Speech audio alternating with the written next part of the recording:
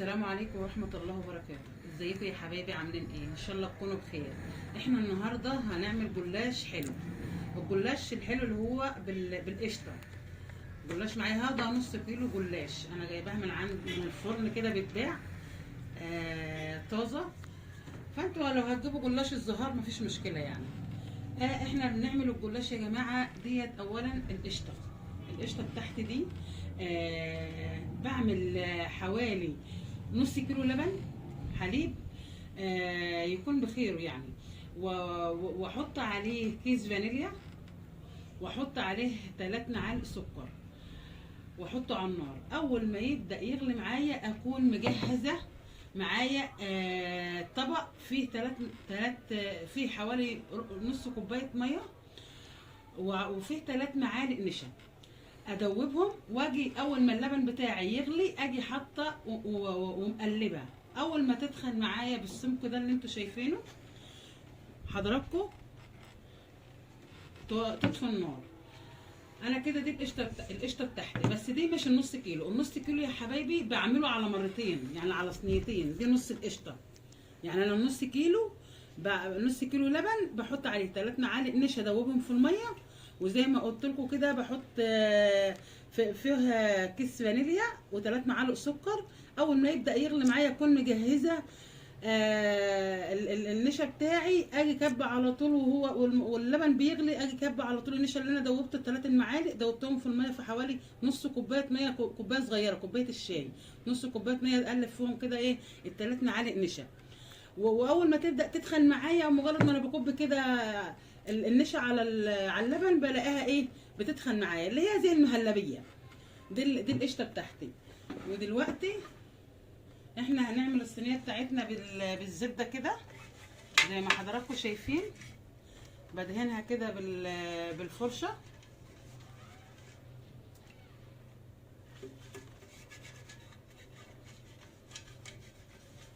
كده. دهنت الصينيه بتاعتي وابدا ايه ارص الصينيه بتاعتي الاول عشان اقطع نفس المقاس بتاع الصينيه بتاعتي.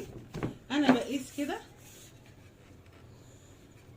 بقيس الحجم اللي انا هقطعه على قد الصينيه، والباقي بحط برده في النص كده وانا بشتغل اهو.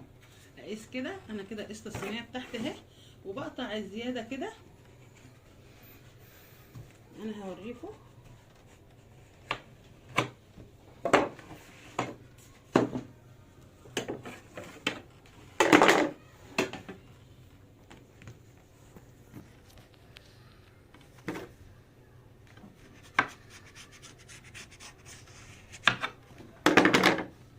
كده. انا قطعتها اهي نفس مقاس الصينيه معايا، وزي ما حضراتكم شايفين كده. تابعوا معايا بنفس الطريقه دي، واحده واحده كده، نفس مقاس الصينيه بالظبط، وبالفرشه كده بالزبده وادهن اول باول واحده واحده كده. احط الواحده وادهن كده ايه بالزبده عشان ما تبقاش طالعه معجنه. بنفس الطريقه دي كده اهو زي ما حضراتكم شايفين كده. ده الجلاش الحلو اللي هو ايه بنعمل له شربات. بحط كوبايه سكر، كوبايه عصير، احط عليها كوبايتين ميه، واحط عليهم ايه نص ليمونه، واحطهم على النار. ما تقلوش قوي يعني، ما خليش الشربات بتاعي تقيل قوي اخليه كده يعني له تقيل وله خفيف، سمكه مظبوط. بص بقى الحتت الصغيره اللي انا قطعتها ديت اللي طلعت زياده، انا بعمل كده بجيب في النص كده وبحط الاتنين كده جنب بعض معايا في الصينيه بتاعتي كده، عشان أنا مش معقول يعني هرمي كله ده، هتهدر معايا كده زي ما حضراتكم شايفين كده. انا بدهن بالزبده، انا حاطه زبده 3 معالق سيحتهم كده، وباخد منهم زي ما حضراتكم شايفين كده اهو.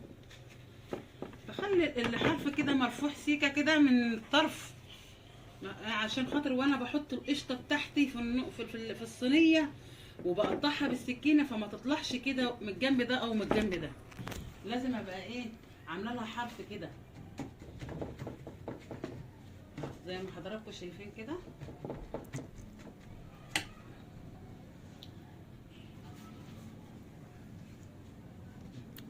زي ما حضراتكم شايفين كده. انا مخليه ايه الطرف من هنا ومن هنا ايه عالي.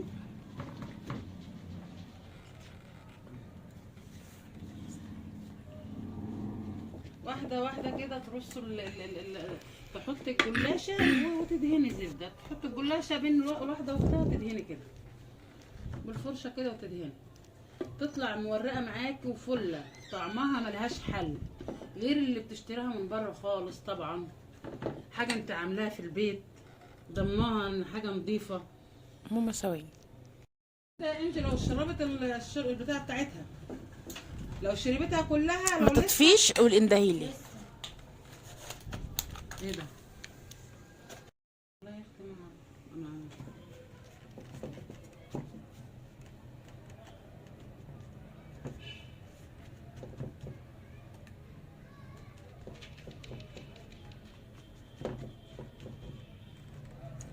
زي ما حضراتكم شايفين كده.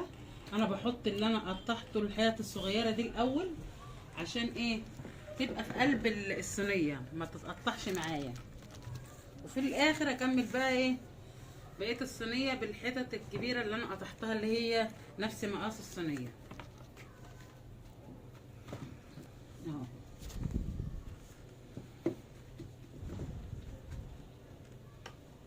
وخفيفه جدا على فكره، يعني ما بتبقاش يعني تاكلي منها مهما تاكلي ما تشبعيش من حلاوتها بصراحه، ملهاش حل. يعني هي اخف من الكنافه كمان واخف من القطايف. دي بنعملها على طول يعني سوا بقى شهر رمضان، سوا اي ايام عاديه بنعملها كده، بتبقى حاجه خفيفه كده وفي نفس الوقت بدل ما تروحي تشتري حاجه حلوه من بره بتعملها لعيالك في البيت، وهي مش مكلفه ولا حاجه. هو كل اللي بتجيبي علبه نص كيلو الجلاش ده. انا جبت نص كيلو الجلاش اللي هو من عند الفرن بتاع الكنافه، بيعملوا جلاش كده طازه ما شاء الله عليهم، جلاش حلو قوي احسن من الجلاش الزهار، كمان بيبقى ناشف. بس لو ما لقيتيش او ما عندكيش حد مثلا في فران بتعمل الجلاش اللي هو اللي بيبيعوه ده، هاتي جلاش الزهار مفيش مشكله يعني. واحنا بس ده عشان بيبقى طازه وطري معانا ما بيتقطمش زي ما حضراتكم شايفيني كده اهو. بس وممكن تعمليه بالمكسرات يعني نفس الطريقه ديت، بس بدل ما تحطي القشطه بتحطي المكسرات اللي هي بقى مثلا فول سوداني مع زبيب مع اي حاجه يعني من انواع المكسرات زي ما بتحبي يعني كده. وهي برضك نفس الطريقه بنحط برضو كده وبنعمل ايه كده. انا هحط معايا بقى ايه القشطه بتاعتي كده كده يا حبايبي. دي القشطه معايا اهي زي ما حضراتكم شايفين. انا بحطها اهي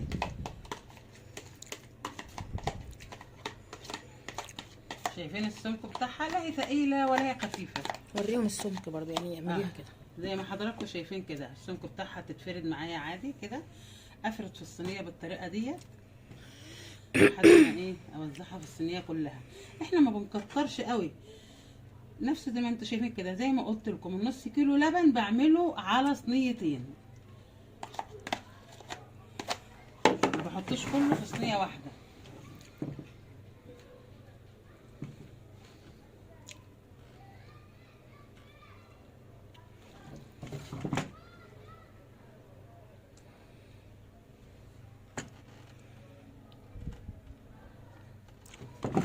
كده انا حطيت القشطه بتاعتي اهي، وابدا برضو اكمل الرص بتاعي زي ما حضراتكم شايفيني كده اهو.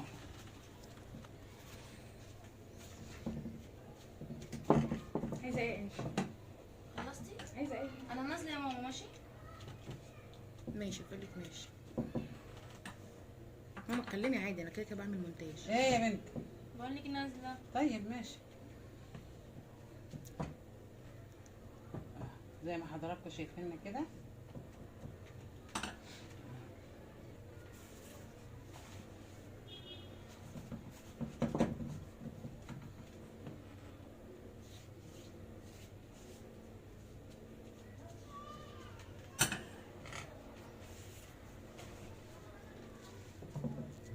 الجلاشة مقطعينها، شوفوا على قد الصينية بالظبط. اعمل الجناب كده وانزل على الجناب الزبدة كده عشان ما تبقاش فيها حاجة. عايزه حاجه من تحت؟ لا. حتت فيها وحتت ما فيهاش، لا تبقى كلها كده بالزبدة كده ماشية على وش الصينية زي ما حضراتكم شايفين كده.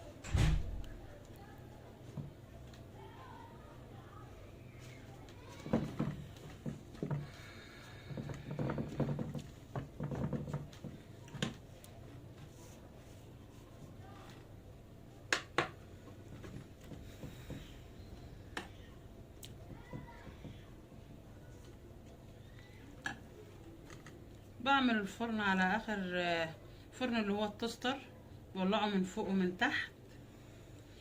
بتقعد بالظبط ما بتكملش حتى نص ساعة. اول ما الاقي الوش بتاعها احمر كده خلاص هي بتبقى استوت خلاص.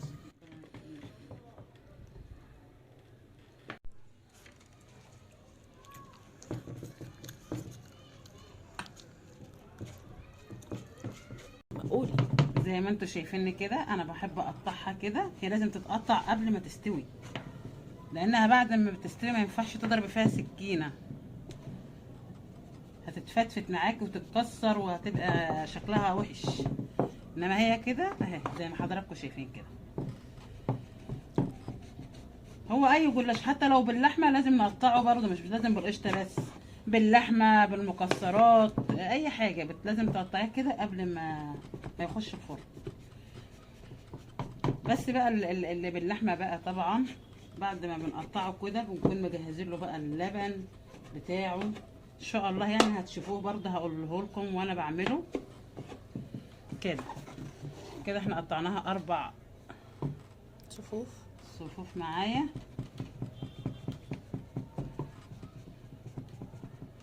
زي ما حضراتكم شايفين كده.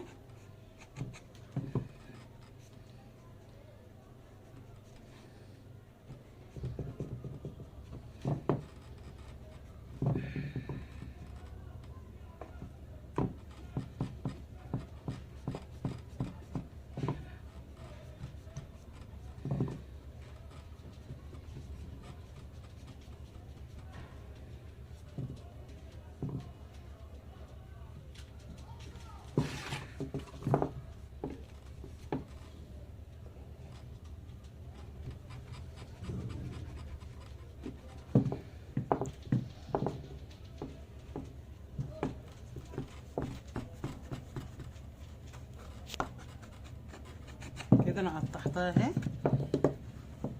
زي ما حضراتكم شايفين كده. ادهن وشها كده عشان تطلع متحمره معايا.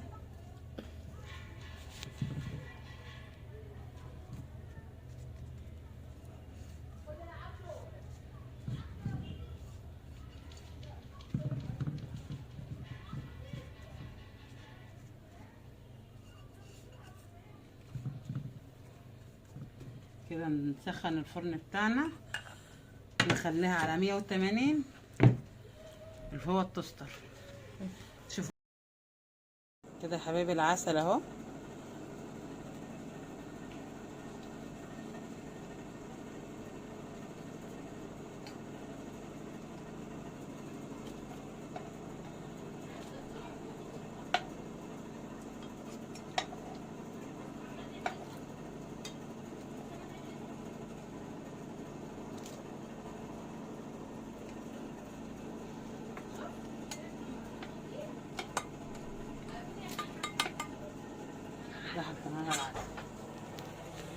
ان شاء الله لو عملتوها بنفس الطريقه هتعجبكم جدا جدا. تعملوها وتاكلوها بالف هنا وشفا، وما تنساش تفعلوا الجرس وتدوسوا لايك عشان يوصلكم كل جديد.